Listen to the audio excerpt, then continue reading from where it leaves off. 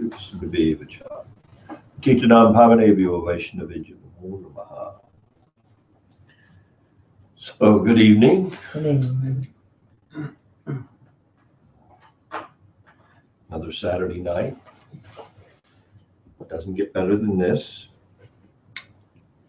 Good association, beautiful deities, and Hari Katha.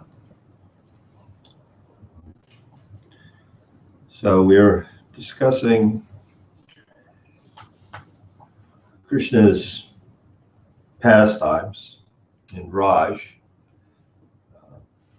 Vraj Bhumi, his pastimes manifest. Prakat, in these Saturday evening discussions. And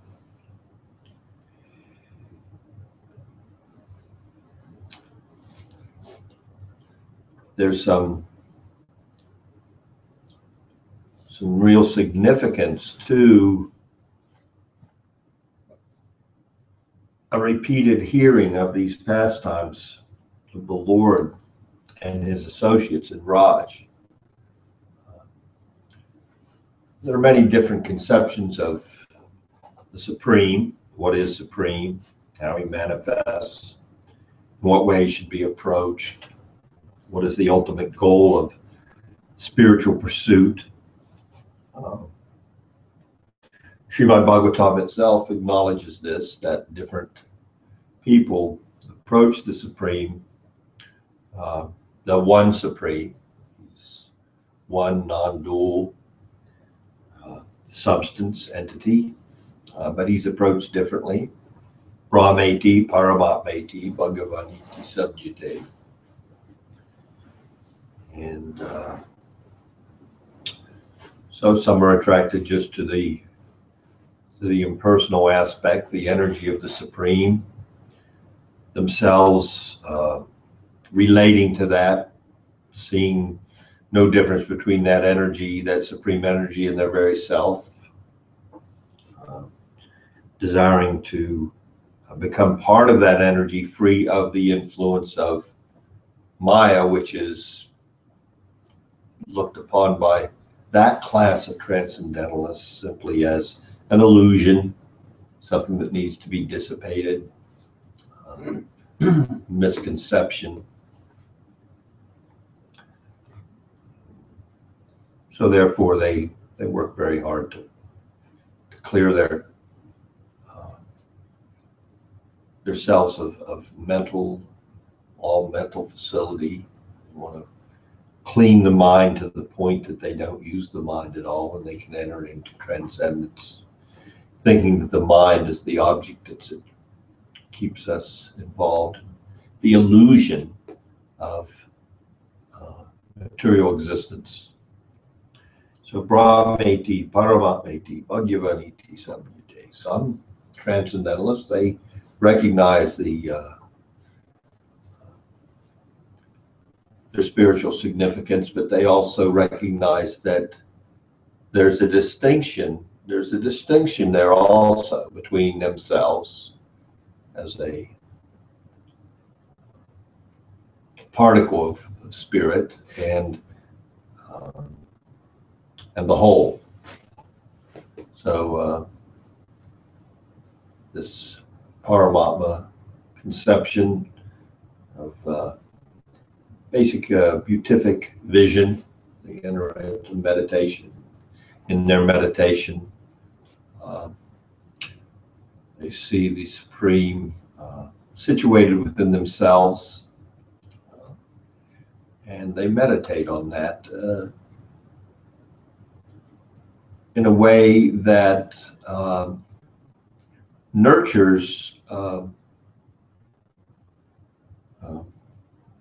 well, we call it Santa Ras. It's a neutrality. It's a vision of, as I said, it's a beatific vision. But they do recognize a distinction. So they've come to the point of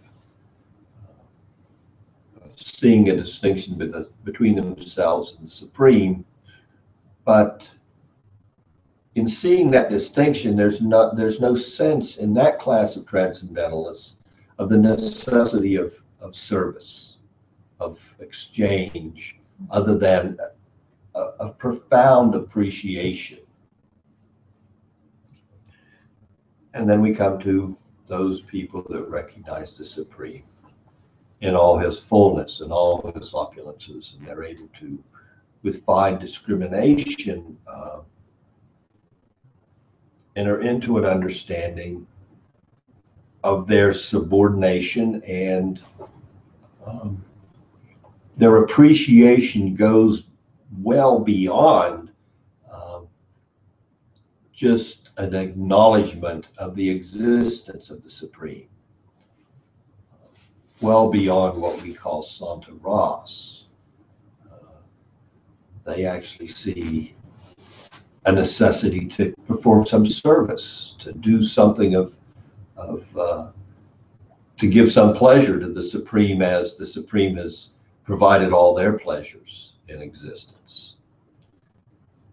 From there, the loving sentiment builds from simply serving to fraternity, to actually having a sense of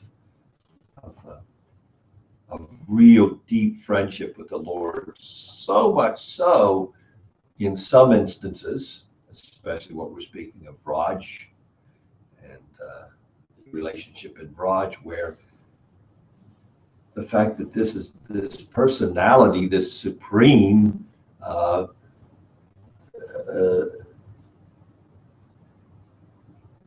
is set aside, and the friendship comes to the forefront. Parental affection and loving conjugal affection. So these different relationships with the Supreme. And the Vedas, and of course the supplementary literatures in pursuit of that knowledge, give detailed information of many different manifestations of the Supreme. Of course, there are those manifestations, expansions of the Supreme who provide a playground for the living entities, a material playground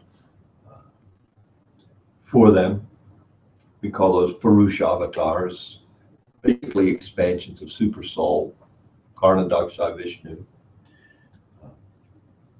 Garbo Daksha Vishnu, Kashiro Daksha Vishnu. So, but there are many other manifestations of the Supreme which can attract the affection of the living entity.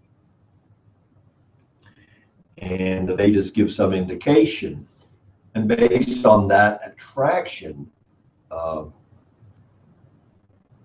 different classes of transcendentalists who are personalists, who see the Supreme as a person and see the necessity to have affection for him over and beyond just simple appreciation of his being and his existence, but actually the affection has grown to the point of service or friendship or parental affection or conjugal affection. So these different transcendentalists, according to their association with saintly people who are already in an affectionate relationship, some of that is coming to that.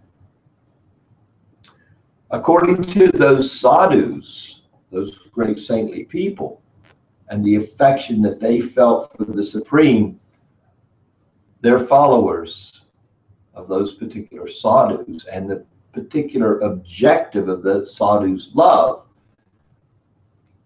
comes into various sampradayas. So these sampradayas have different approaches to the Supreme, and they different manifestations of the Supreme that draw their affection.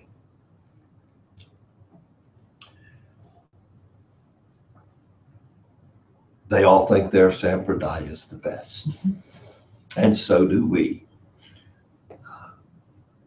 And we could make an argument with them. But at the point of deep affection, no argument will sway your heart. So even when we see Sri Chaitanya came and he tried to give this Radha Krishna conception, this appreciation for God where you don't know God's God and you don't know you're even a servant of God. You're so close that the love has come so much to the forefront that the Godhood has completely receded. So even he would have some people, some spiritualists, devotees, Vaishnavas, would come into his camp and say, well, all sounds well and good. I'll do my best. I think your conception, I can't see anything wrong with your conception. And then after some time, they would say, but my affection's grown to such a point for Ram, I can't take up this Radha Krishna worship. Sita Ram is all that I want. I actually only want to serve Hanuman. So we call this Sanskrit term is prayoja, the objective. And our objective, following, somehow we've come into contact with great sadhus, great saints, tremendous devotees, coming in the line of Lord Chaitanya, trying to impart to us this conception of worship of the Supreme in such a way that we become so much in love, we fall so in love with the Supreme that we forget he's even supreme. And we truly are attracted. His sweetness overpowers all else in our attraction. All else is set aside. The sweetness comes so much to the forefront. Now, we may not have that taste yet. May not have come to us. But we're associated with people that have the taste, and we can see that it's very tasty from the way that they're always licking their lips, because from their lips, this sound vibration is coming into our ears, and we understand this nectar must have some great significance. So we're hearing. And there's some great importance to this continued hearing. And at the end of the pastime of Aghasura that we've just discussed last week, this killing of Aghasura, this takes Krishna and Krishna's killing of demons to a whole other level, this Aghasura killing. I mean, before Krishna just dispatched these demons, but it was one-on-one. The demons came to kill him, and he killed them. Putana came, tried to kill him. Okay, suck out her life. And the cart demon, knock over the cart, be done with it. The whirlwind comes and pulls him into the air, and what happens? He just weighs down the whirlwind, and done. Dispatched. And Bakasura comes. Bakasura's killing is directed towards Krishna and Krishna only. So up to this point, it's only been a demon coming after Krishna. All of a sudden, here's Aghasura, and we've taken the fight to a whole other level. Because now the demon, his intent is not to dispatch Krishna. His intent is to dispatch not only Krishna, but Krishna and his associates. This makes for a real interesting scenario. So much so that we note when the cowherd boys and the calves run into the mouth of Aghasura, Krishna's a little bewildered. Wait a minute here. These are my devotees. I don't want them to go in there. And they went in there anyway. How is that possible? So this is not, I'm not ready. I've got to do something about this. And goes in and he dispatches with Aghasura. But you can see the fight has now come to a whole new level. Because why? You're attacking Krishna's devotees? And that was Aghasura's intent. Aghasura said, I will kill all in Vraj. The whole community will die. Because if I take the children, their hearts will all be crushed. So that's a simple solution. You just come in and you just kill all the children. Everybody else will be gone. They won't be able to live through it. So now Krishna has grown up a little bit. He's out there learning how to take care of the calves. And it's not baby play anymore. Although to us, he's still a baby. He's still in his Kumara age. So he's in his Kumara age and just finishing up. Actually, his associates are in their Kumara age. He's actually already gone beyond that because he matures a little bit faster than all the other boys that he associates with. Although he's at the same age chronologically.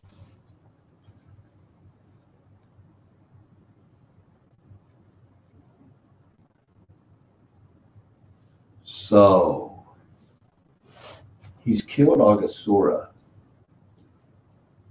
and Sukadeva Goswami is relaying this pastime to Maharaj Parikshit.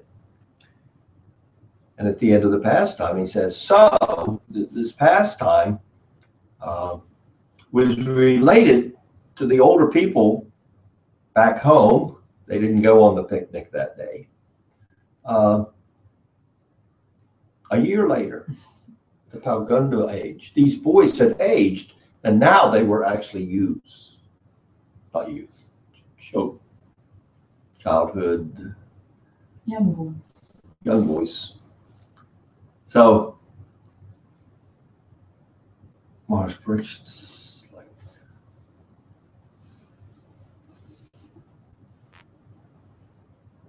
Sukadev's relating this, how this has happened. Maharaj Parikshit's, wait a minute. Why a year? It doesn't make any sense to me. You have to say what, you can't just tell me, oh, it wasn't related for a year. I mean, there had to be a reason.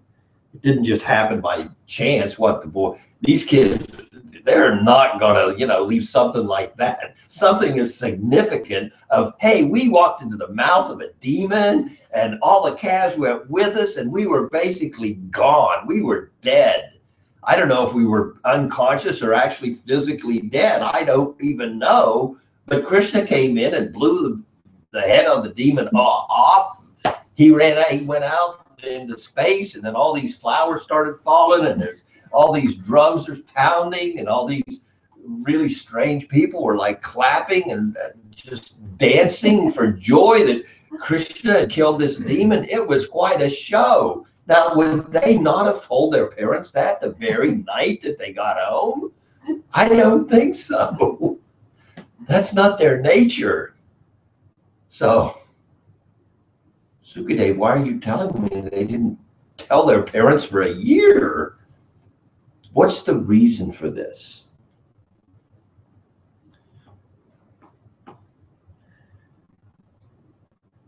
So Sukadeva,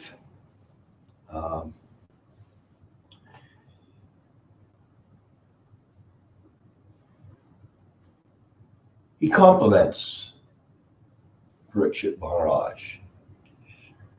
I mean, imagine, Parikshit Maharaj is on the verge of death. He hasn't eaten or slept or even had water for days.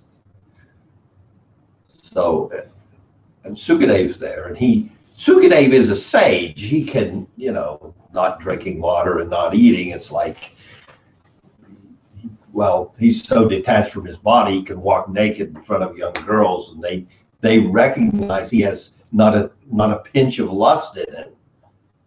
Here's a king. So Sukadeva's like, oh, I can speak forever because but here's a king. How qualified is this individual I'm talking to?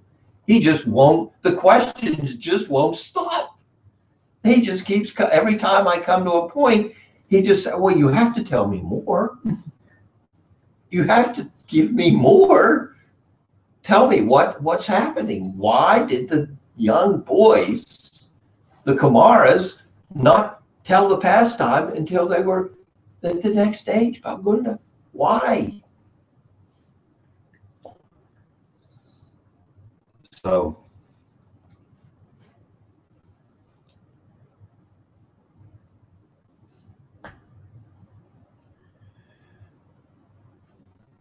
he complimented Sukadeva Goswami, and he proceeded to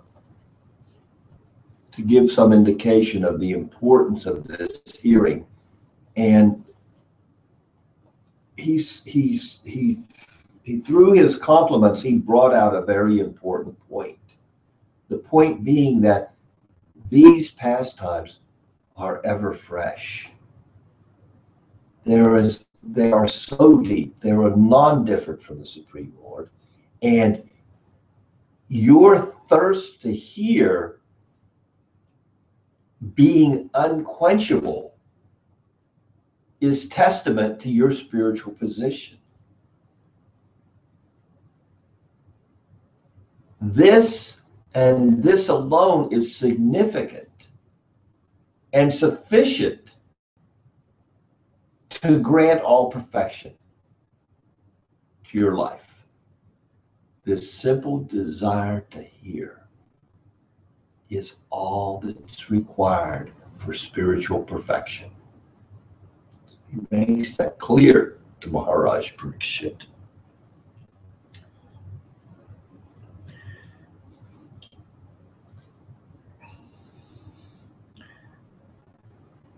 And of course, Parikshit, how could I be? This compliment is beyond my capacity to accept. It's not correct. So Vishwanath points out in his commentary, said, when Sukadeva addressed Parikshit as the best of the devotees, Bhagavata Totama, the king inquires, how I am the best amongst Krishna's devotees. Sukadeva answers, because you always taste the topics of Krishna as fresh. Even if you have heard them before, you perceive the pastimes of Krishna to be newer and newer. This is Sukadeva's, because this is the nature of your hearing, that it is so inquisitive. Well, that's what Parikshit means, inquisitive. He's so inquisitive, so anxious to know every single detail, every aspect, every fine philosophical point, every detail, not only philosophically, but poetically and practically. What was Krishna wearing that day? Where was, where were what kind of gemstones? What kind of calves? How did he call them? How did he play the flute? How many flutes? What color for the flutes? What were the flutes made of? How many cowherd boys? How many calves? You said one, and how many zeros? I mean, they wouldn't fit in Vrindavan. Oh, but they can't, they don't have to. Oh, the whole universe is there. Okay, let's go on. That's the nature of Sukadev's inquiry. It's unquenchable, his thirst for Krishna Katha in every aspect.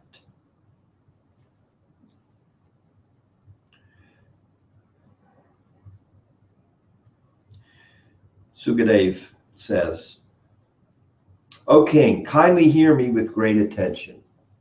Although the activities of the Supreme Lord are very confidential, no ordinary man being able to understand them, I shall speak about them to you.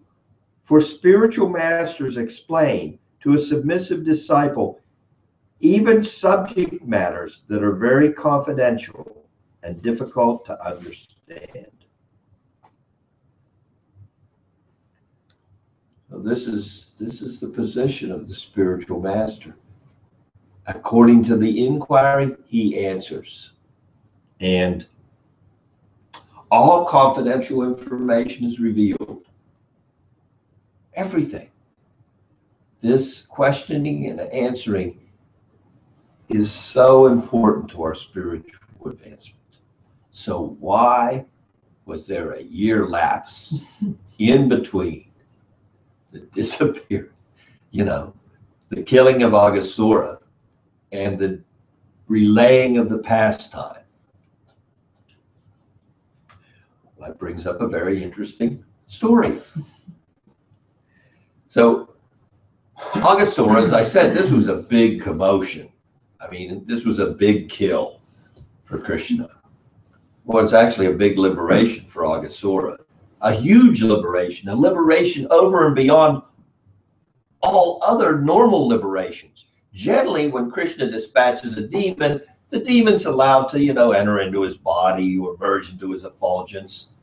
But here's Aghasura penetrating the coverings of the universe and going into the Vaikuntha realm, and Brahma's observing this, and he's hearing this big concert below and in all the heavenly planets.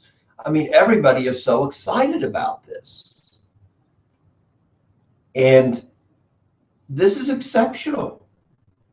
Aghasura, unlike most demons, got a form like that of the Supreme Personality of Godhead himself, Lord Vishnu. He was totally inimical. He had no devotion up to the point of his being dispatched. So this was quite a feat. So even Brahma takes note of this. Comes down in an invisible form to observe what is going on here.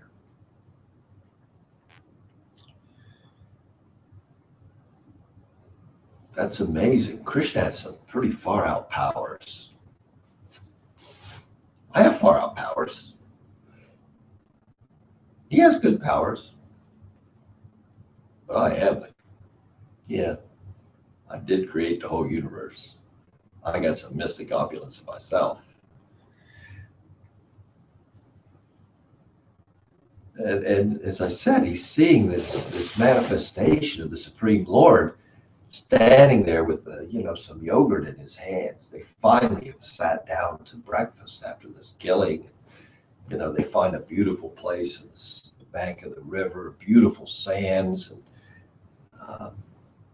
the calves are all there. And Krishna's displaying a magnificent opulence in his relationship with the cowherd boys, because they all wanted to sit directly in front of Krishna and not take their eyes off of him. So they're all around him. It's like the swirl of a lotus. Krishna's in the very center, And they're all seeing, well, Krishna's looking just at me. Wow, this is great. Everybody else is like, they're over there and in the sides, but he's looking right at me. I'm right here eating lunch with Krishna. I'm taking his, he's taking mine. Right in front of me he is. And they're all thinking and experiencing this by Krishna's special potencies. They don't want to give it up for a moment. They're joking, they're sharing foodstuffs, they're having a great time, but where's the calves? Oh, Krishna's feeling some concern. Well, I don't want you to give up your lunch. You stay here, you finish your lunch. I'll go out, I'll find the calves, and be back in a moment. Don't even concern yourself with it. I'll take care of it. Come on, you saw the demon I just killed. You think I can't find a few calves? Won't be hard. So he leaves to go find the calves. And as he's going to find the calves, Brahma says, well, now I think I'll just show some power too. So he steals all the cowherd boys and the calves, and he puts them away in some cave so that Krishna can't find them. Well, the commentators, especially Vishwanath's like, wait a minute, whoa, rewind here. We're talking about Krishna's eternal associates. No Brahma is going to be able to bewilder or steal Krishna's Nityasiddha devotees. That's just not going to happen. He's just a Brahma. These are Krishna's associates. So, although the Bhagavatam's saying that Brahma stole the cows and the calves, actually, let me tell you, Yoga Maya created another set of cows and calves from the material, that Brahma could actually bewilder and steal, because he can never touch Krishna's cows and calves. Not possible. It's just like we have another at the end of practically at the end of Krishna's manifest pastimes, the Yadus apparently beat each other to death with iron clubs due to a curse. But we know factually that did not happen. It was just a trick of Krishna's external potency. To what? Well, to satisfy those that have a mentality that really there are no spiritual people in the world. There is no God. And these people were the same as all the other people. They all died the same way. They all got drunk and just beat each other to death. Actually, no way. It's not possible. These are Krishna's eternal associates. So Vishwanath points that out, that actually, if you really want to know the truth, if you look at the pastime, there's actually 3 sets of cows and calves. One is the one that Yogamaya created so Brahma could think that he stuck them away when he couldn't really do that. The other the cowherd boys were still running off and playing with Krishna for the year. They were not separated from him for that period. And then Krishna manifested his own form as all the cows and calves in order to satisfy a particular desire that the other residents of Vraj had to enter in and have Krishna closer to them. Their affection for Krishna actually exceeded the affection they had for their own children. And the affection that the cows had for the calves also their affection for Krishna exceeded that.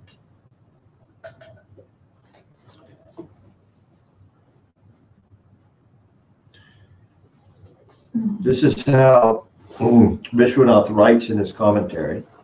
After meditating for some time, Brahma thought, I will use my power of omniscience to understand this.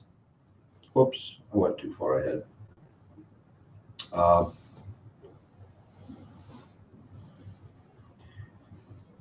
This is how he writes in explaining what I just told you.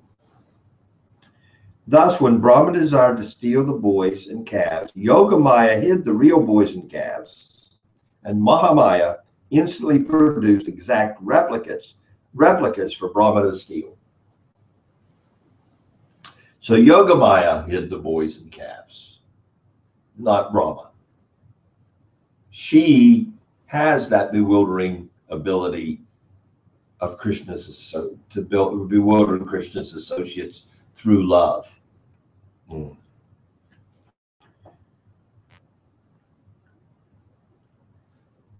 So they were covered and in hiding by Yogamaya for that whole year?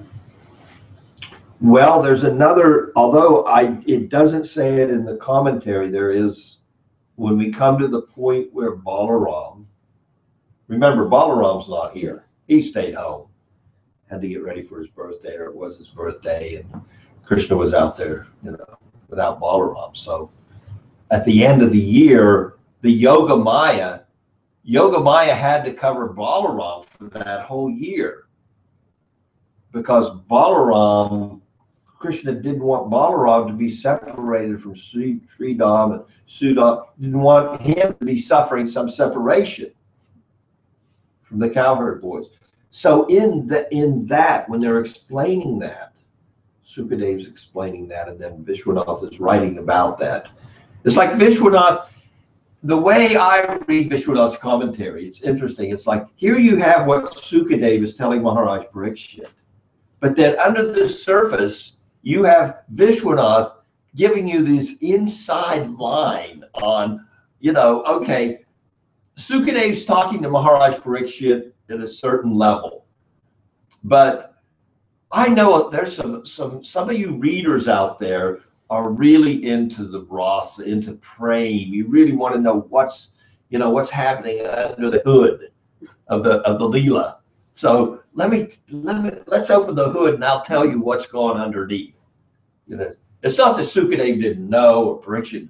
It was just, well, we'll go there now. You're reading my commentary. I like to give something that's a little confidential, a little more confidential. And there are people that can give you even more confidential. I mean, this is the nature of what we are dealing with. This is unlimited confidentialities being revealed by these acharyas.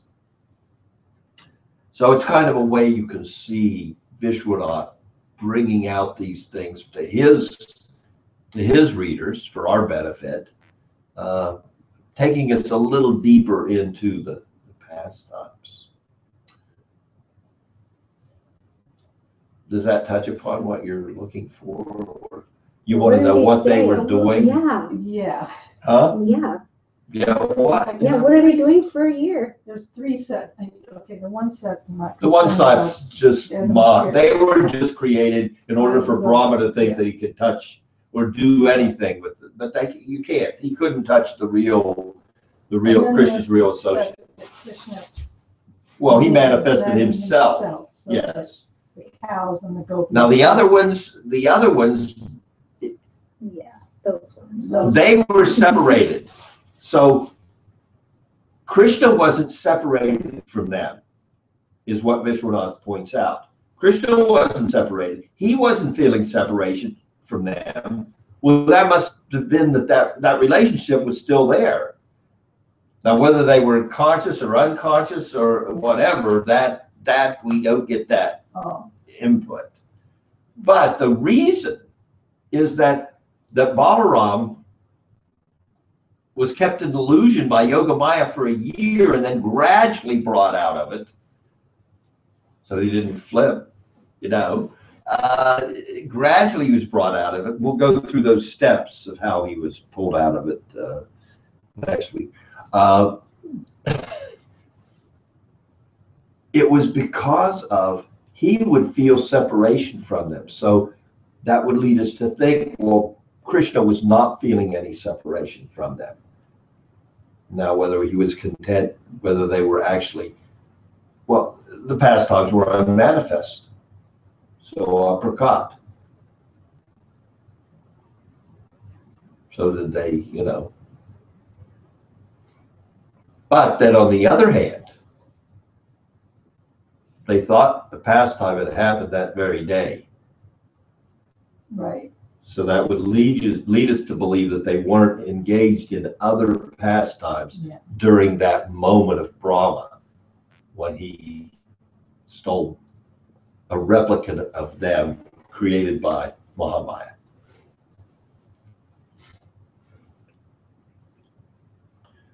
This is where we like to go with these. Why? How did that happen? Well, what could have happened? That's what Vishwanath says. Well, no, it's not possible. Brahma couldn't steal. It's not here. Let me give you 1,000 verses to tell you how the someone who's eternally liberated is never affected by the modes of material nature. What's Brahma? He's in charge of a mode of material nature. His energy doesn't go that far. He can't do that. It's an interesting point. It's quite nice. Well, what's that mean? Well, then how did the pastime go on? I'm reading in the Bhagavatam, it says Brahma stole the cows and the calves. Well, no, he didn't. He stole what he thought were the cows and the calves. He got a replica made by Mahamaya to satisfy his desire to bewilder Krishna and show his power. Made by Mahamaya. Isn't that what he says here? Yes. Yogamaya hid the real boys and the calves, and Mahamaya instantly produced exact replicas for Brahma to steal. That's Vishwanath's commentary. Sita also. Sure, there was a replica Sita that Ravana stole. Made by Mahamaya. We could assume so. Or displayed anyway. Of course, she is, and it's her expansion. So, all right. So Brahma is trying to show off his powers before Krishna, and he steals the cows and the cow herds, the calves, and the affection grows between mothers and fathers for their children, and the cows for their calves. And in this way, Krishna reciprocates with them in a very intimate way. And their affection continues to grow for this whole year in the pastime. So much so that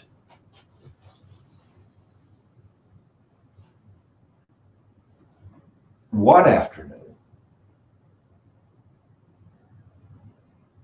the cows, the older cows, are grazing on the top of Govardhan Hill. And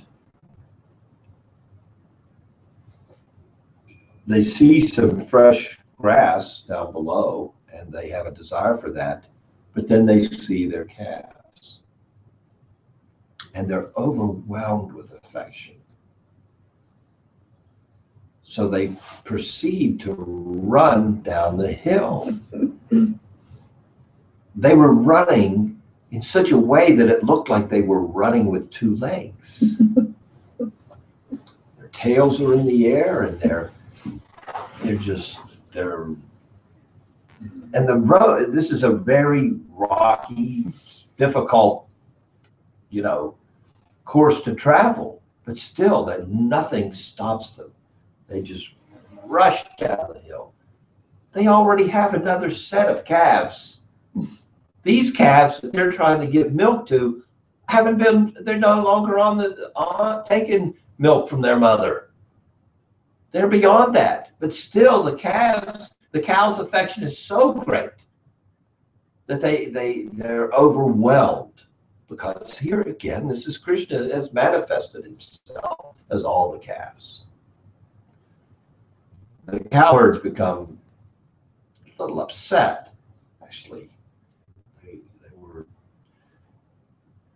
what's wrong with us? We can't even keep these cows where they're supposed to be. Look at them. Now we've got to go run after them. The road's all rough, and they go down, they start down to, get their cows back in order, and then they see their sons, and they're overwhelmed with affection.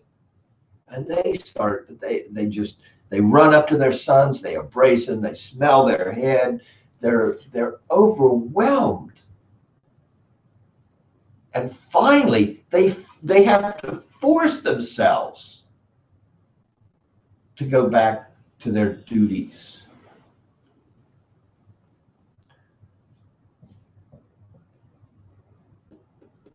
Balaram's like, something's going on here. This isn't, I mean, these calves aren't not even taking milk anymore. The cowherds, they would just look at them. They just dropped everything and just started hugging their children in the middle of the day. I mean, that doesn't happen. So in this way,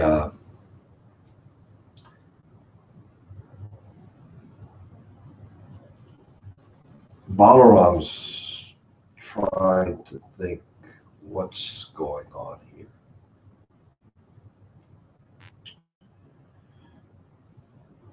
And what's going on here is it's the end of my time.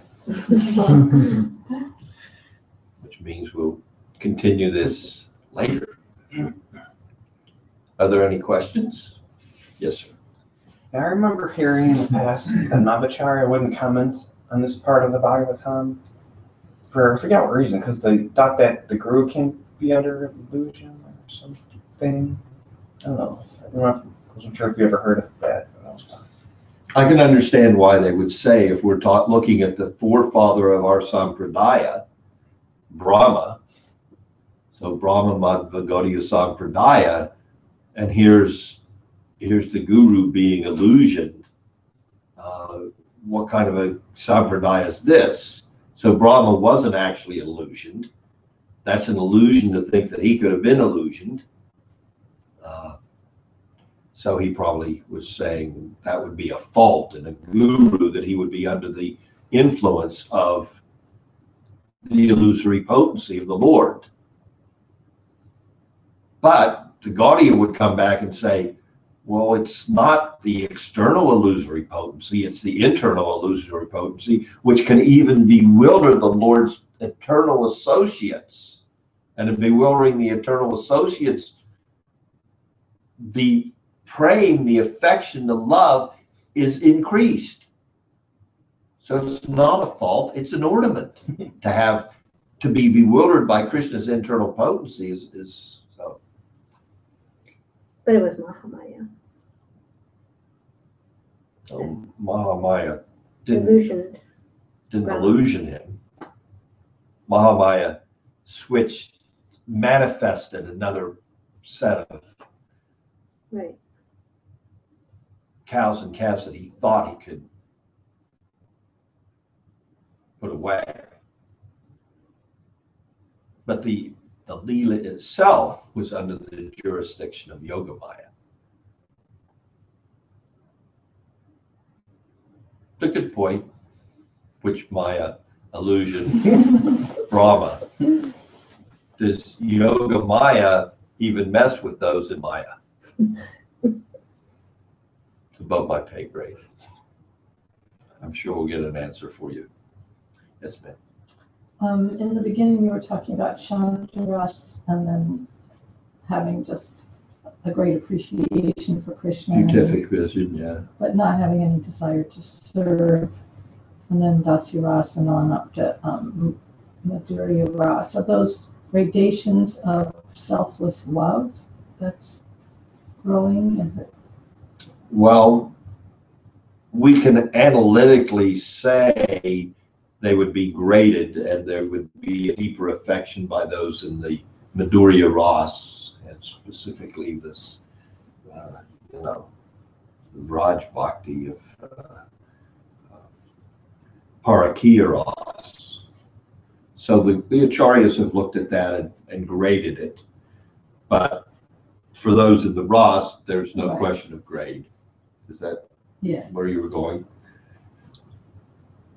Yeah, but I just was wondering if it was in relationship to selfless love.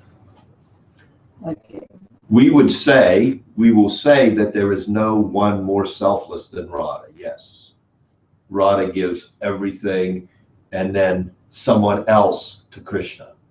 That doesn't get any more selfless than that. So yes. Thank you so much. Thank you. Hare Krishna.